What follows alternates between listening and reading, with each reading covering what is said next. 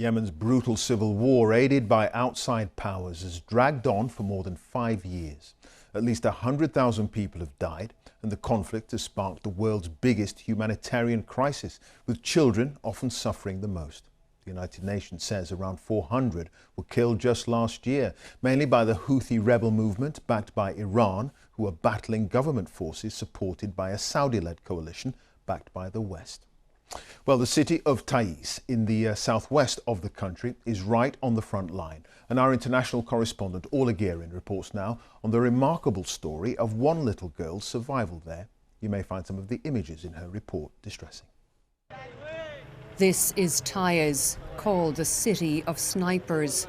In a battle-scarred country, it's one of the most dangerous corners, especially for the young.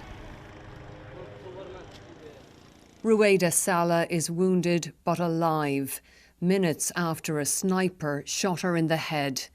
The 7-year-old left lying like a broken doll. It was her brother Omari who rushed to her side and managed to drag her from the line of fire. He's only 10 years old.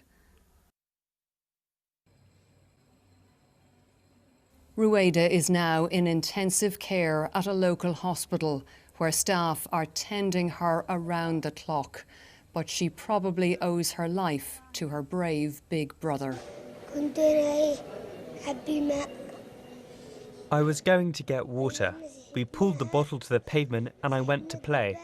Then, as I was going home, I heard a gunshot and I saw her in front of me lying on the ground. I ran to pull her.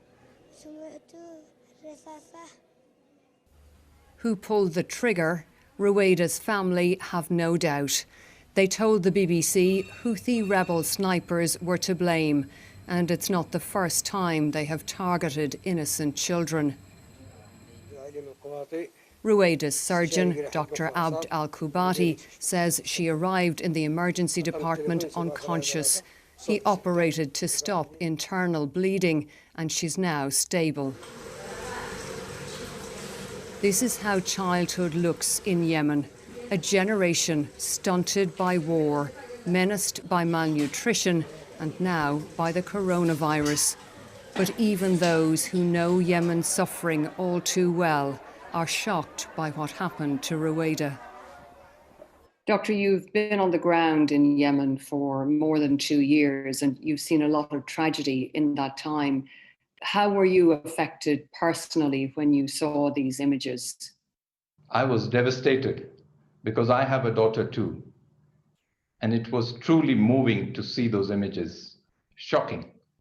It is simply unacceptable. I just don't understand how people could do this to a little child. But this sadly is a story repeating in many locations across the country. And who will remember Yemen's children now, with global attention fixed on COVID-19? Ruwaida and many others may be quietly forsaken. Orla Guerin, BBC News.